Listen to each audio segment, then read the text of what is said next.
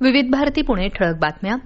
महापालिकेच्या प्रलंबित प्रकल्पांना वेग आला पाहिजे आणि त्यात प्रकल्पबाधितांना घरं दिली जात असताना मोकळ्या जागेवर कोणत्याही परिस्थितीत पुन्हा अतिक्रमण होणार नाही याची दक्षता घेण्याचे निर्देश केंद्रीय वाणिज्य आणि उद्योग मंत्री पियुष गोयल यांनी काल मुंबईत झालेल्या सदनिका वितरण कार्यक्रमात महापालिका अधिकाऱ्यांना दिले आहेत.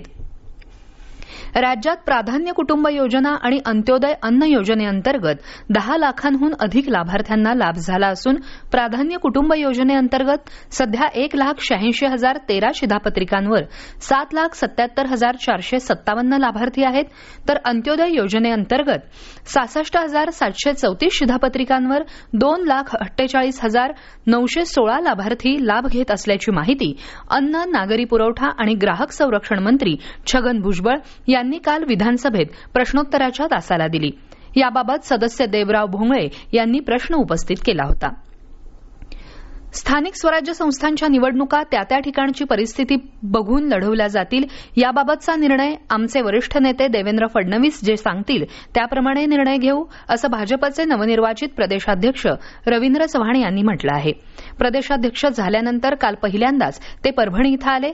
त्यानंतर माध्यमांशी बोलताना त्यांनी ही माहिती दिली. पुणे शहराला पाणीपुरवठा करणाऱ्या खडकवासला धरणसाखळीत आज सकाळी 6 वाजेपर्यंत 19.55 टीएमसी अर्थात 67% पाणीसाठा झाला आहे. गेल्या वर्षी याच दिवशी हा साठा फक्त 23.54% इतका होता. खडकवासला धरणातून आतापर्यंत 4.56 टीएमसी पाण्याचा विसर्ग करण्यात आल्याची माहिती पाटबंधारे विभागातर्फे देण्यात आली आहे. बीड जिल्ह्यातील गेवराई तालुक्यातल्या वडगाव सुशी इथं काल वादळी वाऱ्यासह झालेल्या पावसामुळे घराची पडझड झाली. शेतातील काही झाडं उन्मळून पडली. घरांवरील सौर पंपांवरील तसंच जनावरांच्या गोठ्यांवरील पत्रे अर्धा किलोमीटरपर्यंत उडून गेले. या होत्या आतापर्यंतच्या ठळक बातम्या. यानंतरच्या ठळक बातम्या 11:58 वाजून